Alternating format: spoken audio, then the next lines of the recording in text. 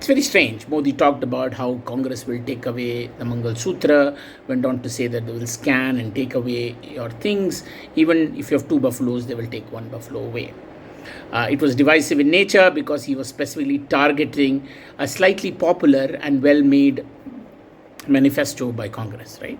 But then let's think about it. What he's basically saying is there's going to be a wealth redistribution which is happening.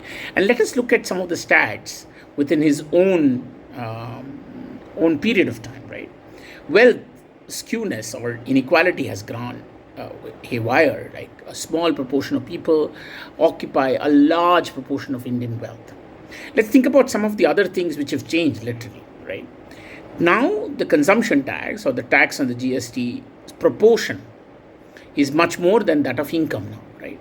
Income tax has an advantage. As your income grows, you give a larger proportion of tax.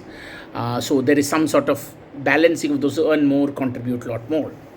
Whereas when it comes to consumption tax, although we pay the same amount of tax in the product we buy, a poorer or lower income person spends a lot more on consumption. So if you take the absolute amount of tax they pay for consumption as a proportion of their income, it's a little unfair and very unfair, because the lower the income, the proportion you pay for the consumption is a lot higher. And also to point this out to some of the middle class and especially people like Mohandas Pai, that everybody pays the tax. When you pay consumption tax, everybody pays it. But the problem is the lower income people pay a larger proportion of their income as tax. So it's unfair. And now the GST as a proportion of the revenue which the government collects is more than that of income tax. And that's very unfair. Now let us look at the other part, corporate. Corporate has 2 aspects. It generates income, it generates employment, and that's how it generates income for them. But it also generates wealth through the shares, etc. Right?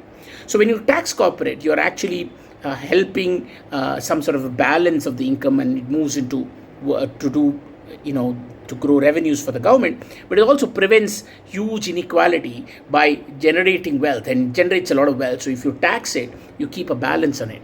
And that's the flow of the income from the corporate actually becomes wealth in some sense. So corporate tax is very important. But if you remember, they reduced the corporate tax.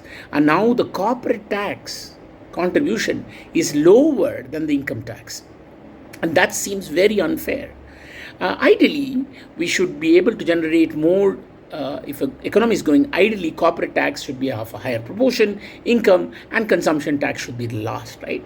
But it's all skewed up here. Corporate tax is lower than the income tax, and the consumption tax or the GST as a proportion is higher than the income tax.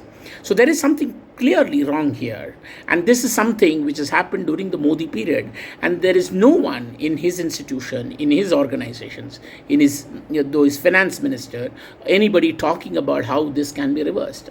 In fact, for me, this looks like a strategy, because this allows the few richer people to be happier, and they pay the government through electoral bonds, and that's what is driving this policy, right? This is the party in which the Finance Commission's Arvind Rahi actually says we should not lose sleep because of inequality. And that's a shame. And that's a shame when it comes from a person who's working in a responsible position. It is a shame that an economist could say this, that we should not lose our sleep for inequality. If anything, inequality is the only reason for an economist to lose his sleep. Nothing else, even if some of the data goes wrong here and there, so the prediction goes wrong. If he sees inequality or she sees an inequality, they must respond to it. And an economist must be taught through the lens of solidarity, and not through the lens of some sort of vague idea of efficiency, and in this case, when Panikari says that, it is perverse in nature.